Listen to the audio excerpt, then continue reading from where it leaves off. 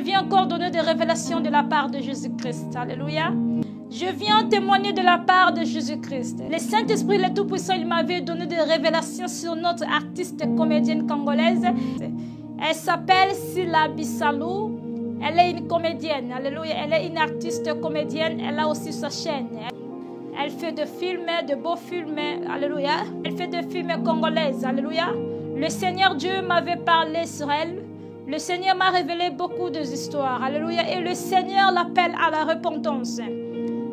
La révélation sur notre sœur artiste, Sila Bissalou. Le Seigneur vous appelle à la repentance. Avant de commencer, je vais parler à notre sœur comédienne Sila Bissalou. Sila Bissalou, je me présente. Je suis la sœur et mère servante de l'Éternel. Je suis comme sentinelle. Alléluia. Le Saint-Esprit m'utilise. Le Saint-Esprit me donne des révélations, de messages pour le monde entier, pour avertir son peuple. Alléluia. Je suis la servante de l'Éternel. Que Dieu vous bénisse. J'avais reçu des révélations sur vous. Et beaucoup de gens peuvent dire, pourquoi tu n'as pas contacté la personne? Il y a d'autres messages, vous pouvez contacter la personne. Il y a d'autres messages que le Saint-Esprit vous donne. Chers internautes de KAM Télévision, bienvenue sur votre émission d'analyse avec votre humble serviteur Alexis Wechi. Merci pour votre fidélité et je suis heureux de savoir que vous êtes nombreux à nous suivre partout dans le monde. Alors, chers internautes, nos fidèles abonnés, n'hésitez pas de liker, de partager cette vidéo pour essa la biso bien. Avancer lisusu na lisolo na biso alelo. Alors pour na lisolo na biso alelo tokobeta lisolo obino tu bozo mona obino tu bozo ka sur internet que la prophétesse, la fameuse prophétesse oyo a publié à salai ba vidéo que la comédienne Sila Bissalou aza ndoki qui est sorcière. Alors, écrit, premier belé, écrit, buzz sur les toits, baroloba, bamsous, basiliki, bamsous, balobi à solo. Alors, on a bino toko solo lango lelo, toko partager sur yango. En fait, on a vraiment mingi na ba propos ya sia wanate, et puis naza pe contre yango te. On va juste essayer d'analyser du colo nango, savoir comment est-ce que bon nango a réseau tamula lelo.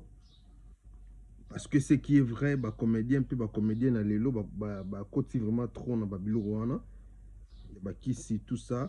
Alors nabino to solango ensemble. Je vous laisse d'abord suivre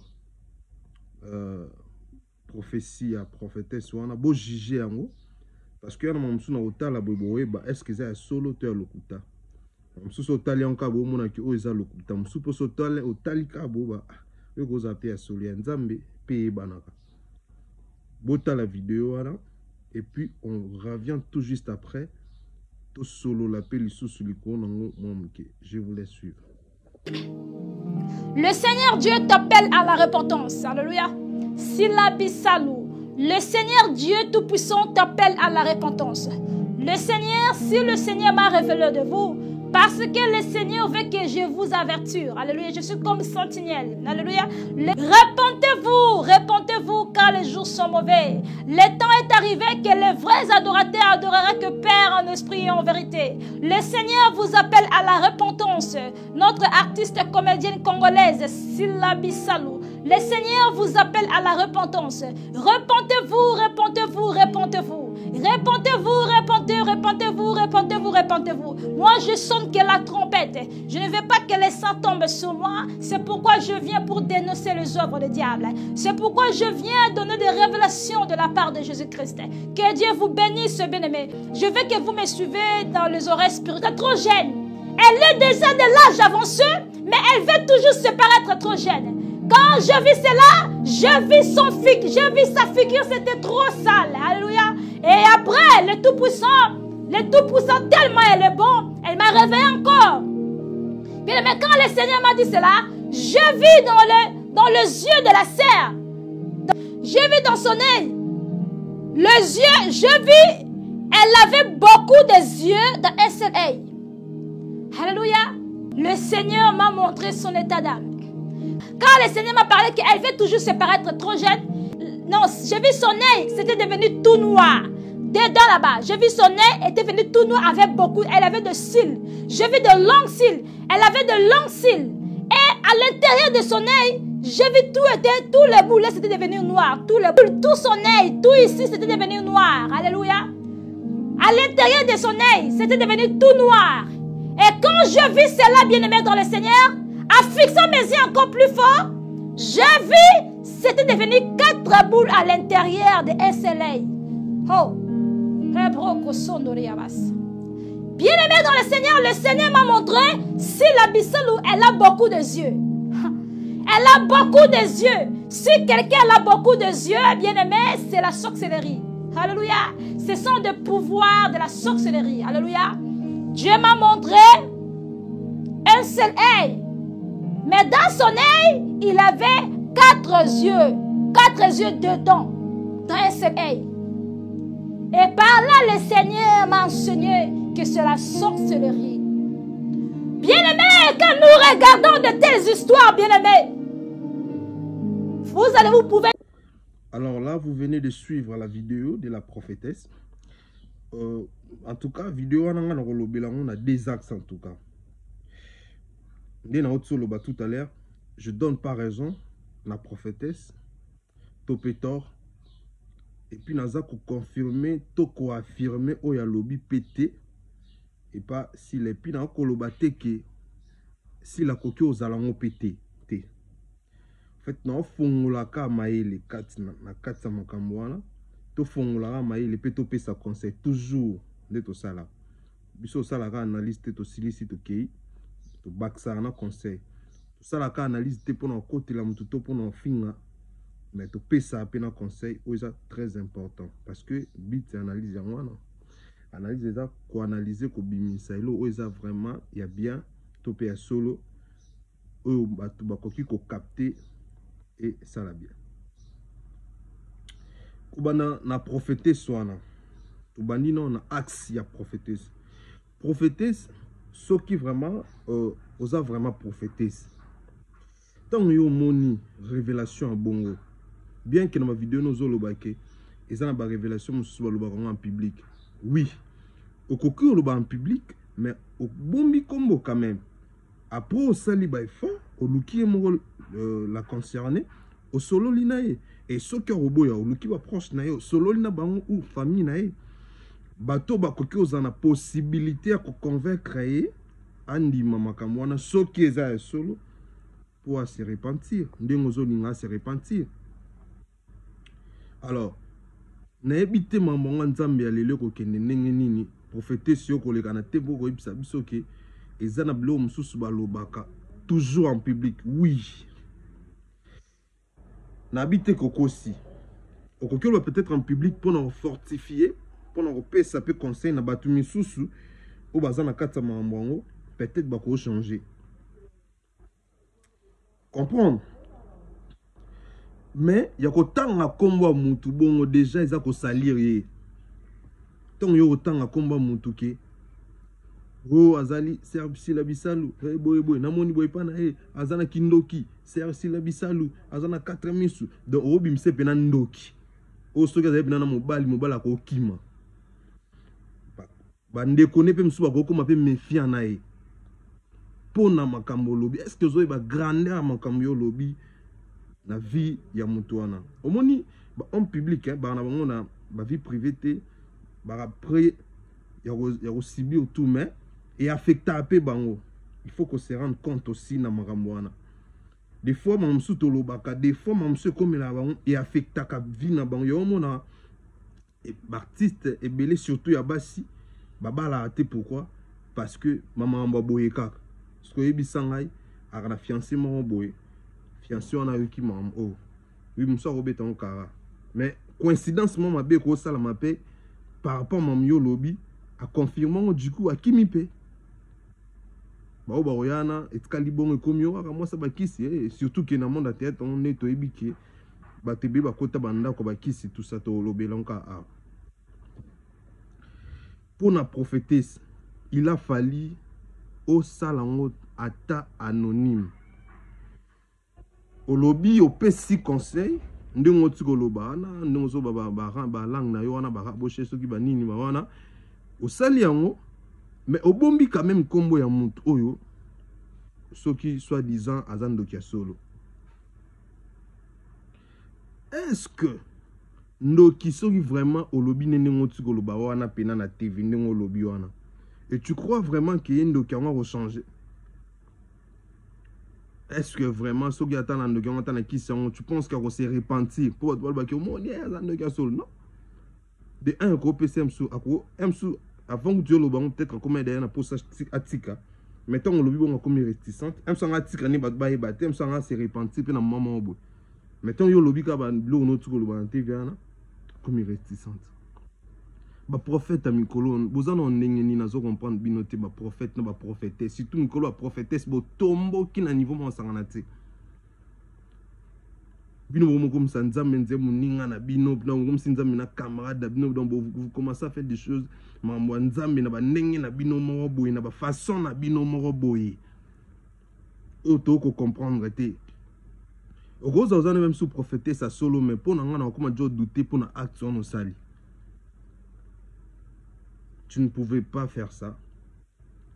Tu ne pouvais pas y a combo ya sila bongo en public en plus na YouTube mukili mobimba et biango mbala moko tout ça. Étant donné eza que baza suna mondo bazawana o bato balbara mingi kiza monde ya bakisi. Na moni confrère monsieur lobby que ça jalousie tout ça bah utiliser yo tout ça bah utiliser prophétesse oui et cause un peu jalousie mais il y a un cas tel qui va quoi utiliser pour prophétesse c'est quoi dans l'amour qui n'attend on a n'engé naï asali makamna muto peut-être on va la mbongo combien mbongo bazana ngo ya nini on ozo mbongo abengi mutate abengi prophétesse apesima que le ba basila. Bana on mbongo penata bana on normal bolanda ba influence wana te to na bana kishasa bana bango normal ndi mpete ki na mbongo na ngapasi wana bakoluka bazwango ba pesa mama na ya prophétesse ba bilobela na lobi to pe ba vérité wana lobeli. Oui, ce qui est sûr ces derniers temps si la bisalou azan na succès na mona on théâtre chaîne na ye ezana buzz kulika ba chaîne tout. Et puis, en salam kitoko. Ma belle issue, c'est ça que son taza ko exceller dans musala ne baluba toujours qui se biso tout ma victime et ba kiswana. Parce que congolais pour nae récite synonyme à récite et ça kisi. Donc balongola ki un jour balongola ki nzambe apambola ka nzamba tombola ka nzamba pesa ba opportunité balongola ngo bango batiaka kisi. Kapona sila bisalu ka oyo si la bisala nango lelo bate belé ba taxi nango bate belé ba loba ki simbi musika simple ezala nango simple so bomoni ke kisinde mute sala ka moto azala to moto a exceller na musana e bino pe bo simba ngo boleka ete bo koma kwa e mais lokwa bo koma kwa ete bo lekita ta bo simbi ngo seke eza nango kisite e nango ka nzambe ndi mutatombola mutu nyonso ata ba simba kisi eza nzambe ndi mutalinga bazala bongo nenge bazalaka. Moi je pense que pour na confrère on il y a chroniqueur il y a YouTube faille ba que non et goza ka te ba futin bon maman wana la muki na nenge na ya sali maman na ye na nenge na ye alors botika ba comédien misusu tranquille ba vana na bango ba scène na bango elokote. Ce qui veut si le monde au tini chroniqueur là que tu t'estimes que ça va jalouser ou les gars qui m'obimba. En tout cas, moi je pense que aux s'est trompé parce que les lois avant les lois ou SB avant la SB boye faut que la belle vie TV zalaka déjà et ça la peut succès à danger mon peu belé comme la belle vie. Je pense pas que belle vie à loba que batindi ba tout ça vous a pas loba mais les alati que tout le monde on a TV et tout ça et ça que ça homme public que ça femme publique la minute où on a succès chaîne on a succès ça quoi avancer alors Congo na mboka tout ça oyebi fonctionnement na oza ivoirien te, oza sénégalaise te, oza camerounaise te. Oyebi ke mama bongo ekoma, donc il faut s'attendre. Du côté, il y a bato à théâtre, s'il faut dire, non, ou mais la tête côté pour on bête moi 5-6 biloko pour na loba ngo déjà dans le monde déjà trop. Benga et comme on appelle déjà maman me belé mais na loba kaka na otikate. Je m'en fous. Mais ce qui est la vérité que sur bato, je vais continuer à parler. Ce qui est au sala peut que bamsuba ba koyokango et la musama conscience na bango, je vais continuer à parler. Parce que après bato ba lobaka, bato ba critica et puis na bato oyo ba sepelaka. Surtout ba sepela ba route belé. Alors bande kona biso ya théâtre. Ali bo kindi nango na banganga banda ko banganga boku kota to ye ekumo yibana bna ki ya qui n'est pas nganga kingan, ya qui n'est pas musulman kingan, ya qui n'est pas maman kingan, ya qui n'a raison ça boy et puis ba mususu ba loba ngo boye nga vana na bango boye ba loba ngo na boye nga boye na nga li otanga ba kombo. Ebisanga mna no no ko moni na monde ki journalisme non janem wana maman makambo to mo yeba ba yebio déjà moi boye. So quel sous pas papa kingan, ce qui maman kingan oza ngaye mais avant na yeba lekene pana ngene pas mututa lelo nza mama sunga o tomo le kapi na nzela tomo yeba na pe même na bakini même mbo ba misusu to ki peut pas batuta bon pourquoi kaka tant de moi nam na nga yeba na o komi na kini pas mutu na répondre bon am ta théâtre c'est un ami, c'est un frère. Bato théâtre bokomi na bonganga na bokisi moko ya kosakana te na zoe baté. Qu'est-ce qui vous prend beaucoup matin à niveau ya kindoki à niveau pourquoi beaucoup moninga kisi makasi qui vous a dit que ceux qui aussi mbikisi te robimate? Est-ce que papa alpha wa simba kisi? Est-ce que ba maman mabeli wa simba kisi? Est-ce que ba mongali ba simba nani ba papa wa ba papa mundoeri? Basimba Akis. Je me demande, peut-être Basimba Apé. Est-ce que Bavega ou Basimba Akis? Non, mi tout na kaka. Pour ça, c'est danger. Est-ce que ba maman tout ebi na ba papa tout ya kala wana théâtre ou ba sala succès danger ba tike la biso théâtre lelo ba papa Kouedi ba monument ba légende vivant ba papa Kouedi succès à danger jouera danger.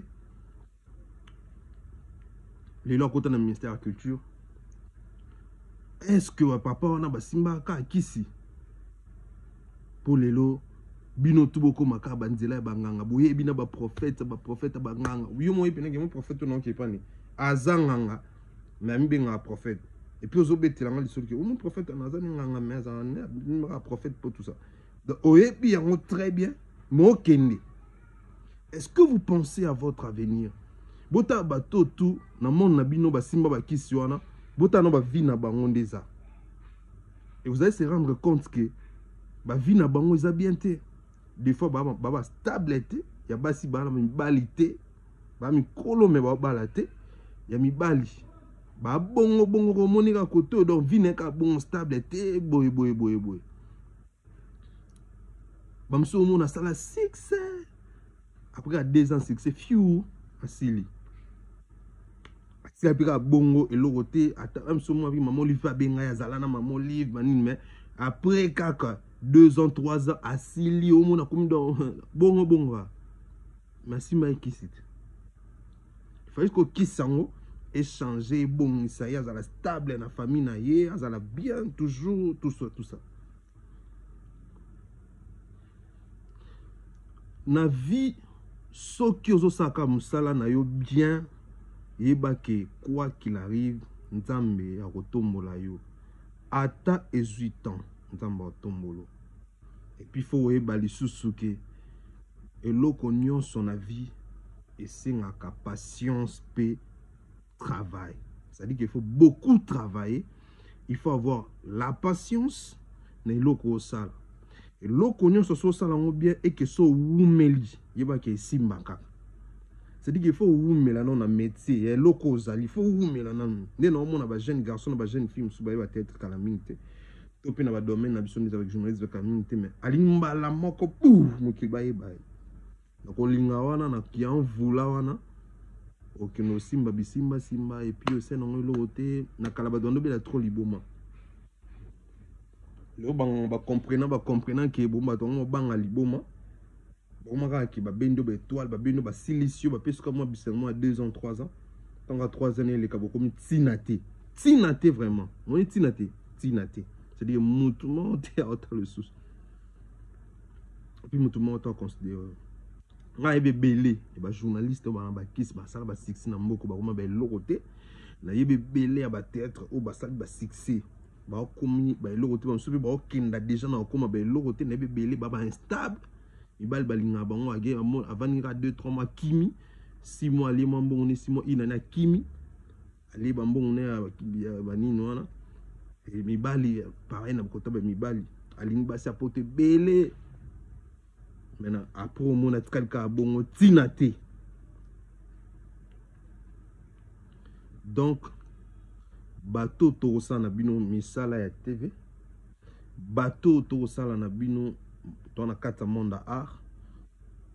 Boyeba que ce n'est que Dieu qui élève.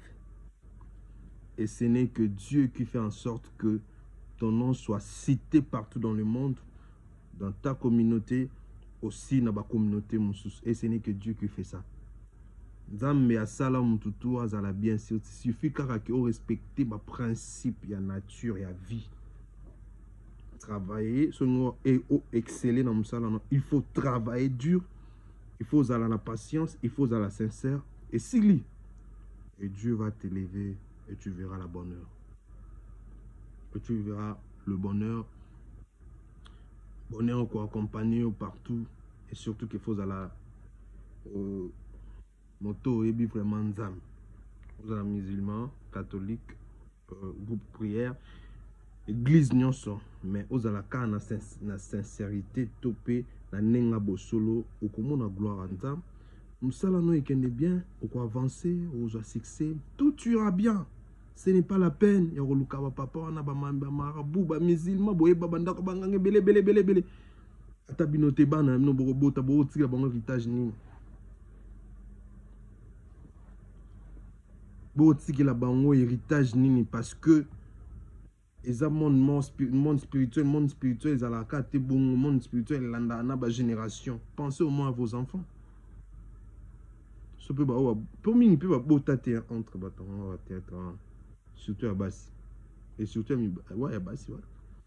Belé peut ba botina un petit bazana pour ne pas citer les noms. Peut-être ba mon qui a mais bon mita la pe bota pe sous nous autres raté bota la pe âme na bino après âme. Est-ce que âme nous a sauvé? Est-ce que âme na yo so kufile les a sauvé? C'est ça aussi. Donc c'est un grand plaisir pour moi de partager cette histoire avec vous. Ceux qui ont nouvelles, ceux qui si les bisela pour réagir, tous ont aller sous soupona au solo na bino. Alors portez-vous bien, mes fanatiques. Portez-vous bien, mes chers abonnés de KAM Télévision. Là, je dis un grand merci à maman Françoise Vita. Clin d'œil spécial dans les États-Unis, Kozali. Aussi à Jonathan Lukusa Nadiblin. Jonathan Lukusa, partenaire privé. Big dédicace à toi. Linda Swana World. La State. Linda Swana World. Big dédicace. Big dédicace à toi, là où tu es. En tout cas, ça a été un grand plaisir. Encore une fois, merci à vous, chers téléspectateurs de KAM Télévision et nos abonnés. Vous qui n'êtes pas encore abonnés, abonnez-vous massivement sur votre chaîne. Partagez, likez et ça nous fera énormément du bien.